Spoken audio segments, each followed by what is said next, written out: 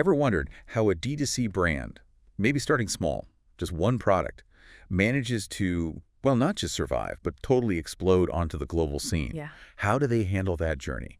From, a great idea to selling everywhere, or even just scaling up massively in a huge market like India. It's a huge question. Right. So our mission in this deep dive is basically to give you the ultimate shortcut, a shortcut to being really well informed on the core strategies, the principles driving that DTC growth. Okay, let's unpack this. How that initial spark becomes, well, a wildfire. And what's fascinating here is that we've looked at a whole stack of sources. We're peeling back the layers on, everything. Yeah. From the real nitty-gritty of going international, those challenges, Yeah. to the power of data, which is massive, often untapped. And then there's the art of customer loyalty, building that real connection. Plus, the disruptive trends, what's coming next. So it's the whole picture. It's a really comprehensive look at what makes these brands tick, basically. Okay, so let's imagine you've built, say, Glow Up Organics, skincare brand, doing great locally. Now you're thinking bigger, global. What does that first step, that leap internationally, really look like? What are the first hurdles you hit? Well, the immediate hurdles, they often sneak up on you. It's not just the obvious costs, like shipping. It's the subtle stuff, like cultural and linguistic barriers. Right. A product, the R&D, the marketing you design for, let's say, India, it just won't automatically click somewhere else. The US, Canada, Europe, they're all different. Oh, not just translation. Oh, much more. It might mean totally new formulations for Glow Up Organics, different packaging, new colors, maybe even brand extensions to really connect locally. Think about it, a moisturizer for humid India. Probably useless in a dry Canadian winter. Yeah, that makes total sense. Different needs, different vibes. But what are the rules, the legal stuff? That sounds like a nightmare. It absolutely can be. Regulatory and legal compliance, that's the second big hurdle. And it gets tricky depending on how you sell. Are you exporting direct B2C from India or setting up shop in the country? Different rules for each. Completely different legal landscapes. You have to understand them inside out. Otherwise, you risk serious trouble fines, products getting pulled, and it's like this hidden tax on going global. Okay, so you figure out what to sell and where it's legal. Yeah. How do you physically get it to people? Logistics must be a constant headache. Logistics and warehousing, yeah, they're critical.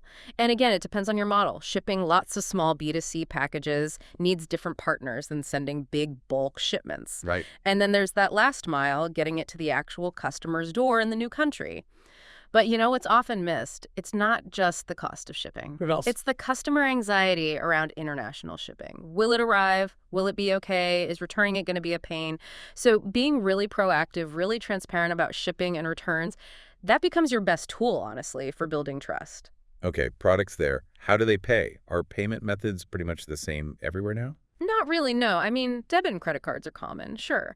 But other big methods like India's UPI, the digital payment system, or different mobile wallets, they vary hugely country by country. And that matters because? Well, one, convenience. If you don't offer their preferred way to pay, they might just ditch the cart. And two, transaction charges for you, the business, those can really eat into your margins if you haven't planned for them properly. And the last piece, returns. That must get way more complex internationally, especially with that customer anxiety you mentioned. Absolutely. Going global can definitely ramp up your return costs and make policies trickier. You just can't wing it, Hope for the best. It needs a really detailed, conservative plan to avoid losing money or getting into legal hot water. So understand the local return culture. Exactly. Know the market, the return cycle in each country. Set clear, transparent policies. It's actually a chance to build trust, even when something goes wrong. Wow, okay. Yeah. That's a lot just to get Glow Up Organics selling abroad. So here's where it gets really interesting. Once you've maybe tackled those global steps, or even if you're just scaling up big time domestically, say in India, what's the actual blueprint for that kind of hypergrowth? Well, the big shift, especially in India, came from really leveraging that digital boom. COVID-19 wasn't just a crisis, it sort of turbocharged mobile internet use. Suddenly you had over 100 million active mobile users. A huge base. A solid base, yeah. But what's really insightful is it wasn't just more users, it was behavior change. People got way more comfortable buying direct, trusting these online brands. So to ride that wave, brands need smart product and brand expansion. Okay, so growing the product line. But how do you do it right so it actually deepens engagement? Precisely. You can go for depth, right? Offer more variations of what you already have, like for Glow Up Organics, maybe different hair oils for different hair types or concerns. More choice within the category. Exactly. Or you can increase width. That's cross-category expansion. Moving from, say, hair care into skin care or face care. The aim isn't just more stuff to sell, it's keeping customers with you by offering a broader range under your brand they trust. So they don't wander off. Right. You don't want them going to a competitor just because you don't have the next thing they need. What about launching completely new things? Sub-brands, maybe. That feels like a bigger step. It is, but it's a really powerful strategic move. Sub-brands and brand extensions let you test new categories with less risk. You avoid messing with your core brand identity. Like Coke Zero or Diet Coke. Exactly. Or think Maggi noodles. They have tons of versions. For Glow Up Organics, maybe a men's grooming line or a luxury range, it lets you dip your toe in new markets without shaking up the main brand's image. It's smart, step-by-step growth. Makes sense. Now, beyond digital, everyone talks about omni-channel. Yeah. What does that actually mean for scaling a brand like Glow Up Organics? Omnichannel means being everywhere your customer might be, every possible platform. But crucially, it's about controlling the entire customer experience across all those touch points. So different from just selling in lots of places. Yeah, that's multi-channel, more focused just on sales. Omnichannel is deeper. You need that strong digital footprint website, social media, obviously, but also physical touch points. Like actual stores. Yeah, maybe experience stores in big city malls where people can try the products. Airport shops, maybe interactive kiosks. They boost visibility, let people touch and feel, and give you amazing customer data you feed back into your online strategy. So it's seamless, online and offline, meeting the customer wherever they are. Exactly. And don't forget quick commerce. Platforms like Swiggy Instamart or Blinkit. If your product fits consumables, small fashion things, they can get you into hyperlocal markets super fast, reaching buyers right where they are almost instantly. Which leads nicely into growing geographically. Yeah. How do D2C brands spread out across a big country like India efficiently? Well, there are two main paths. You can open your own stores or franchises, or you can appoint distributors and resellers. How do you choose where? The smart way. Use your digital data, see where your online sales are already strong, your e-commerce store, marketplace data. It tells you which cities have high potential for physical stores.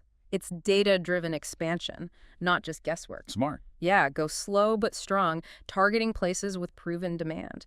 And collaborating with supermarkets, hypermarts, that's another great way to get physical shelf space and reach more people at scale. So not just more places, but the right places, using data. Yeah. How do you keep the digital side strong and build like a real community as you expand? Beyond just being in more places, you need to localize your content, especially for Tier 2, Tier 3 cities. Using regional language platforms like ShareChat or Moj can make things go viral much faster. Connect with new groups. Right. But more importantly, it's about building loyal communities, not just by selling, but by solving their problems. Imagine Glow Up Organics creating a space for people wanting natural skincare advice, sharing tips. Like a forum or group. Exactly. Maybe Facebook groups, WhatsApp. Incentivize your loyal customers, make them feel special, part of an exclusive club. The real insight. You're building advocates, not just buyers. Okay, but all this growth, expansion, it needs money, right? You can't just bootstrap to that level. Oh, absolutely. Financing is key. Brands need to connect with D2C investors, VCs, accelerators, or look into debt, maybe revenue-based funding. Why is that capital so crucial? It fuels everything. Faster stock turnover, quicker expansion. It's critical for scaling. But it's not just about getting cash. It's finding partners who get D2C, who offer strategic advice, not just a check. It's a really solid blueprint for growth. Oh, yeah. Okay, let's switch gears. Let's talk about the engine room, the supply chain. How does that evolve as Glow Up Organics goes from startup to, a major player? Right, the supply chain. When you're just starting, it's usually simple. One central warehouse, everything comes in, gets stored, goes out from there. Keep it simple. Yeah, the focus is just efficiency. Get orders processed fast, maybe 1-2 hours, dispatched same day. As orders grow, you'll need more logistics partners, but it's still that one central hub model. Okay, but what happens when you really scale up? Yeah. Especially somewhere diverse like India. That's when the simple model breaks down, especially with, say, high return rates like in India. You need something more robust. That's when you move to distributed inventory. Spreading it out. Exactly. You strategically place inventory in multiple warehouses, maybe North, South, West India, one near Kolkata. It means faster delivery to key regions. And manages risk. Big time. If one hub has issues, others can cover. And it cuts down shipping costs significantly. For your own direct sales, probably need at least 3 or 4 warehouses across India. And then for, like, advanced level scaling, total optimization. Then you decentralize even more. Procurement changes. Suppliers don't just send everything to one central place. They deliver directly to multiple warehouses, Mumbai, Bangalore, Kolkata, wherever. Saves time and money. Huge savings, yeah. And returns. Return to origin shipments. They go to the nearest warehouse, not all the way back to a central hub. Minimizes reverse logistics costs. Wow. The key at this stage is constant close monitoring, tracking all inventory from suppliers, returns across all warehouses, optimizing replenishment, avoiding stockouts, preventing needless transfers between locations. A super efficient supply chain. It hits your bottom line directly and keeps customers happy. We've seen brands save millions optimizing this. A well-oiled machine is crucial. Okay, now the data, we've touched on it, but Yeah. so what does this all mean? How do you actually use data to make smart decisions and really drive D2C growth? Where do you even start with all that information? Data becomes your compass, yeah, your North Star. You're going to track key things. First up, sales data, not just total volume, but trends, weekly, monthly, yearly, average order value or AOV, how often people buy, and identifying your hero products, the ones really pulling their weight. Exactly. Then traffic and engagement data. Where are people coming from? What do they do on your pages? It's like a digital heat map for your online store. Acquisition data is next, which marketing channels work. Social, search, email. What are competitors doing? So you know where customers come from and what they look at, but do you know if they're actually, buying or getting close? That's funnel data, tracking their journey across the site. Homepage to category page to product page. Where do they drop off? It's like watching people in a real store, seeing where they pause or walk away. Interesting. Then customer data. Demographics, age, language, what device they use, customer lifetime value, CLTV. And checking is your actual customer base, who you thought it would be. Plus, social media data for engagement, brand buzz, and search data keywords, rankings, clicks for your organic visibility. Ratings and reviews must be huge for D2C, right? That direct feedback loop. Oh, non-negotiable. Ratings and reviews are absolutely critical. They show product acceptance, flag quality issues, provide that vital social proof. And finally, don't forget surveys and feedback. That qualitative stuff tells you about satisfaction, uncovers problems you might not even know you had. Okay, that's a lot of data points. Is there like a short list? Essential metrics to always keep an eye on, to cut through the noise. Definitely. The essentials would be acquisition cost. What does it cost to get one new customer? Customer lifetime value, CLTV. How much are they worth over time? Average order value, AOV. Conversion rate, what percentage actually buy? Repeat customers. Churn rate, how many are leaving? Website traffic growth and social media growth. Got it. But here's a pro tip on AOV. Many track the average, but the real gold for scaling, dissecting the AOV of repeat buyers broken down by product category. That reveals patterns for personalized bundles, smart inventory planning, stuff a simple average totally hides. Digging deeper. So you have all this data, these metrics. How do you actually use it? Turn it into action without just drowning in spreadsheets. First step, get your reporting right. Dashboards, even simple Excel files, tracking week-on-week, month-on-month trends. Then you look for the why. Like detective work. Kind of, yeah. Conversion rate dropping. Use heat maps. Check the funnel data. Is the buy button hidden? Page too slow? Low sales from one marketing channel? Maybe reallocate that budget. High churn or lots of abandoned carts. Could be payment issues, prices too high, maybe no flexible options like EMI. So data points to the problem area. Exactly. Data isn't just numbers, it's a diagnostic tool. Analyzing it constantly, comprehensively. That's the key to making solid, data-driven decisions and getting stable, profitable growth. Okay, so data guides the strategy. But how do you get your message out there? Cut through the noise. Influencer marketing seems huge, but how do you make sure it's, real and actually works? It is huge and, yeah, crucial. Influencer marketing works because it taps into social proof. People trust recommendations from influencers they follow. It drives trials, gets people buying, especially for new brands like our Globe Organics example. People trust people more than ads. That's the core insight, yeah. It feels more authentic, reaches a targeted, engaged audience that might ignore traditional ads. How do you pick the right ones? And make sure it doesn't just look like a cheesy forced promotion. Right. There are golden rules. First, audience match. Is their audience your target customer? Really look at that. Then, content quality and genuine engagement rates. Don't just look at follower numbers. They can be faked. Dig into the comments, the interaction. Screen for fakes. Absolutely. Then, when you work with them, Give clear guidelines on the brand, the product features, to highlight key messages. But, and this is crucial, give them creative freedom. Let them do their thing. Yes, it has to sound natural, like their recommendation, not some generic script you handed them. That's the biggest mistake, trying to control it too much. Okay, makes sense. How do you know if it's actually paying off? Yeah. Beyond just getting likes. Yeah. Start small. Pilot tests are key. Try working with maybe 5 or 6 influencers for one product launch or campaign. Track the results really closely. Look at direct conversions, sure, but also brand lift metrics. Then analyze the ROI before you decide to scale it up. It lets you learn and tweak without blowing the budget. Smart.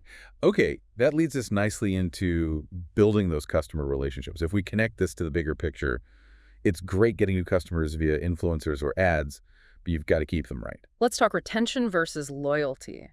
Are they the same? That's a really important distinction, and no, they're not quite the same, though people often mix them up. Customer retention is more, well, transactional. A customer keeps buying from you. The focus is stopping revenue loss from people leaving, from churn. So just repeat purchases. Largely, yeah. Customer loyalty, that goes like 2 levels deeper. It's an emotional bond. Loyal customers become advocates. They tell their friends about you, like bringing mates to your favorite cafe because the experience is amazing, not just because it's cheap. Ah, so loyalty drives retention, but it's more than just the transaction? Exactly. Loyalty builds retention. You can retain a customer with discounts, but a loyal customer sticks around because they genuinely like or even love your brand. Okay, so how do you measure these different things? What metrics matter, and are there common pitfalls? For retention, you track churn rate, obviously the percentage leaving, but remember, not all churn is bad. Some customers just weren't your target audience anyway. Also, repeat customer rate and average order value specifically for those repeat buyers. And for loyalty? For loyalty, Net Promoter Score, NPS, is key. How likely are they to recommend you? Also, customer lifetime value, CLTV, making sure they're profitable long-term after acquisition costs. And customer satisfaction, often gathered through calls, surveys, that qualitative feedback. Any insights on those metrics? Yeah, with NPS, the score itself is interesting, but the real gold is the comments, the why behind the score. That tells you what's working or what's broken. Gotcha. So what are some concrete strategies? How can Glow Up Organics really foster that deep retention and loyalty? Okay, first, proactive problem solving. Don't wait for complaints. Identify and fix post-sale issues, fast, slow email replies, website glitches. A quick, helpful response can turn a bad experience around. Be on the ball. Totally. Second, transparency and delivering value. Be super clear about benefits, warranties, returns, delivery times. Tell people proactively if there's a delay. Nobody likes nasty surprises with their order. Manage expectations. Precisely. Third, loyalty programs. They really work, especially in price-sensitive markets. Think discounts, free shipping, easy returns, longer exchange windows like Mintra Insider or Nika Preve. Wow. Make people feel rewarded for sticking with you. Perks. Yeah. Fourth, proactive customer support. Maybe a customer success team that follows up perhaps on abandoned carts or just checks in with loyal customers, solving issues before they become big problems. Fifth, pamper your loyal customers. Share useful content, skincare tips for Glow Up Organics users, maintenance advice. Maybe feature them in case studies, keep them engaged, feeling valued. Make them feel special. Exactly. And finally, it all comes back to data-driven decisions. Use data from the entire journey, pre-sale, sale, post-sale, to understand your customers and make choices that boost both retention and loyalty. Data shows you who's loyal and why. That really builds a strong foundation. Yeah. Okay, let's look forward then. This raises an important question. Yeah. What's next? What's on the horizon for D2C brands? What trends should Glow Up Organics be gearing up for to stay ahead? Okay, future trends.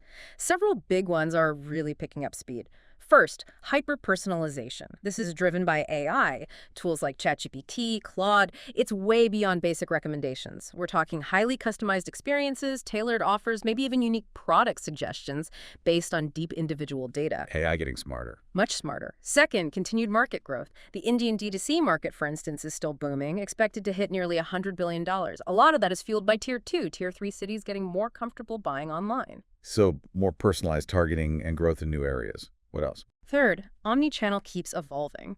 Brands are really embracing hybrid models now. Opening physical stores, look at Lenskart, Nika, to connect with customers offline too. They see the power of that physical touch point. Bricks and clicks working together. Exactly. Fourth, Supply chain efficiency remains paramount. Hyperlocal presence, using quick commerce platforms like Blinkit or Swiggy Instamart for super fast, sometimes near instant delivery, speed is becoming a major battleground. And what about newer tech? Metaverse, AR, VR, is that really happening for D2C? It is starting to, yes. Metaverse, augmented reality, AR, virtual reality, VR, and voice commerce are set to redefine how people engage with brands. Imagine virtual try-ons for glow-up organic skincare using AR metaverse stores where you can interact, or just telling your smart speaker to order your usual moisturizer, voice commerce. Wow, immersive shopping. It's coming. These techs, paired with AI, will create experiences way beyond a flat website. And lastly, a really big one, sustainability and social impact. Being green. Or doing good. Both. Modern consumers, especially in bigger cities, really care about brands having strong green credentials or a clear social mission. Think Mama Earth planting trees. People are often willing to pay a bit more for brands that align with their values. It builds connection beyond just the product. Okay, so how do brands like Glow Up Organics actually do all this? Stay on top of these trends without getting totally overwhelmed. It sounds like a lot. It is a lot, but the steps are fairly clear, though maybe not easy. 1, keep that data-driven approach central to everything. Marketing, sales, feedback. Let data guide your decisions, even help predict trends. 2, embrace new tech. Be willing to experiment with AI, AR, VR, voice. Even small improvements add up over time. Don't be afraid to try things. Right. And 3, maybe most importantly, when things get tough or growth stalls, go back to basics. Revisit your foundations. Like your unique selling proposition, your USP. What actually makes Glow Up Organics unique? It's fundamental, but brands often lose sight of it when they're chasing scale. A strong USP defines you, attracts the right customers, builds loyalty, positions you in the market. It should be clear, concise, maybe offer guarantees, and be backed up by customer proof, like reviews or user content. It's that core value. We've covered an absolutely huge amount of ground in this deep dive. Seriously, from navigating the tricky bits of going global culture, logistics, to building that scaling blueprint with omnichannel and community, optimizing the engine room with smart supply chains, using data as your guide, amplifying your voice with influencers, and really digging into customer retention and loyalty, plus looking at what's coming next. And hopefully the goal wasn't just listing facts, but giving you actionable insights, a kind of roadmap to turn all this knowledge into real growth for your brand. Absolutely. So after this comprehensive deep dive, thinking about all those shifts, all that new tech, what single foundational principle of your D2C brand's journey are you going to focus on or maybe double down on next to navigate what's coming?